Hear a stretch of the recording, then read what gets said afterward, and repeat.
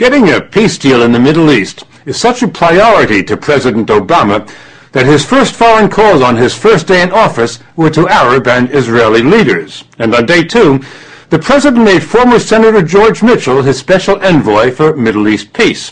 Mr. Obama wants to shore up the ceasefire in Gaza, but a lasting peace really depends on the West Bank, where Palestinians had hoped to create their state. The problem is, even before Israel invaded Gaza, a growing number of Israelis and Palestinians had concluded that peace between them was no longer possible, that history had passed it by. For peace to have a chance, Israel would have to withdraw from the West Bank, which would then become the Palestinian state. It's known as the two-state solution. But while negotiations have been going on for 15 years, hundreds of thousands of Jewish settlers have moved in to occupy the West Bank. Palestinians say they can't have a state with Israeli settlers all over it, which the settlers say is precisely the idea.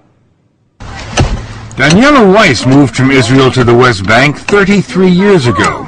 She's been the mayor of a large settlement. I think that settlements prevent the establishment of a Palestinian state in the land of Israel. This is the goal and this is the reality. Though settlers and Palestinians don't agree on anything, most do agree now that a peace deal has been overtaken by events. Dr. Mustafa Barghouti is a former candidate for Palestinian president. While my heart still wants to believe that the two-state solution is possible, my brain keeps telling me the opposite because of what I see in terms of the building of settlements. So in a way, these settlers are destroying the potential peace for both people that would have been created if we had two-state solution. And he told us Israel's invasion of Gaza, all the death and destruction, convinces him that Israel does not want a two-state solution. I am very worried that what Israel has done has furthered us much further from the possibility of two-state solution.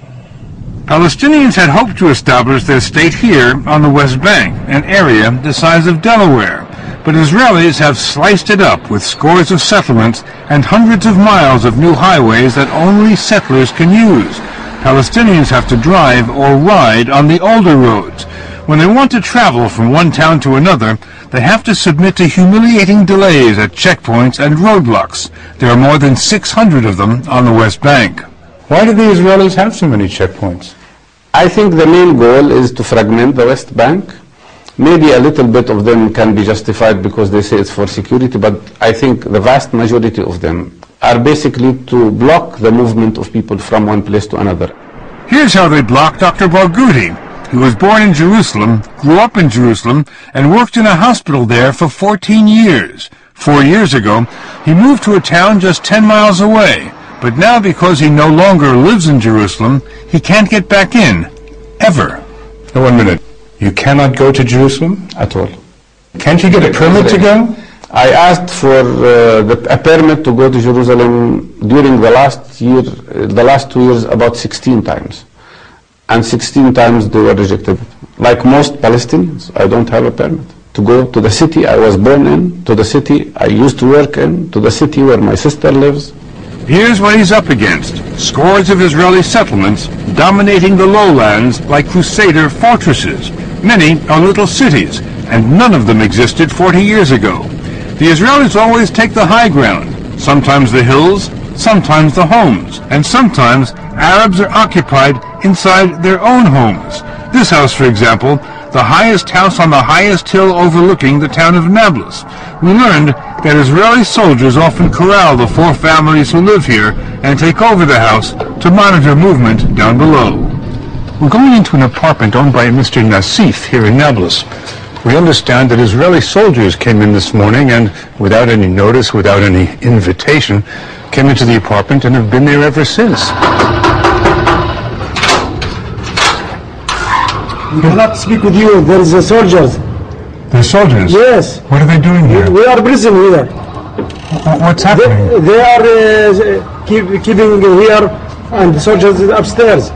We cannot move. We cannot speak with you. You can't leave the house? No. They told you that? Yes. I can't breathe. How long are they going to stay? I don't know. Are they paying you any money? You are kidding. I'm kidding. Abdul Nasif, the bank manager, said he had to get to his bank to open the safe, but that soldiers won't let him go.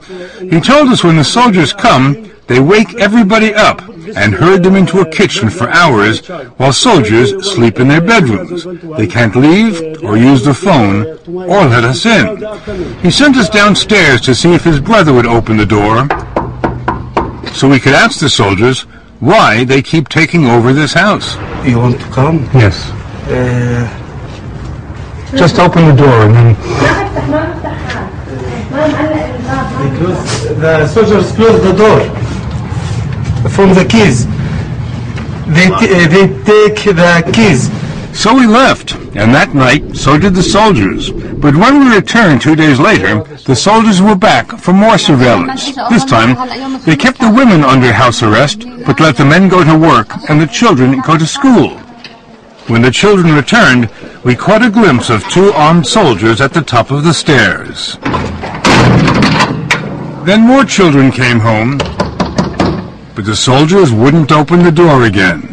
They say if you don't go back behind the wall, the children will not enter the house. But this is where the children live. Yeah, but you need to go away from the door so I can let the children come in, okay? Who are you? He's a commander here. He's the commander here? Yeah. Can we talk to you? No. Well, we're talking to you now. Why don't you tell us what you're doing here? Have you lost your voice? Well, they've closed the door now. They've closed the window. So I guess if the children are going to get home, we have to leave. So that's what we'll do. An army spokesman told us the soldiers use the Nasif's house for important surveillance operations.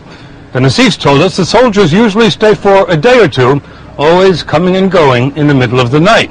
When they do go, the Nasifs never know when they'll be occupied again. It could be tomorrow, next week, or next month. The only certainty, they say, is that the soldiers will be back.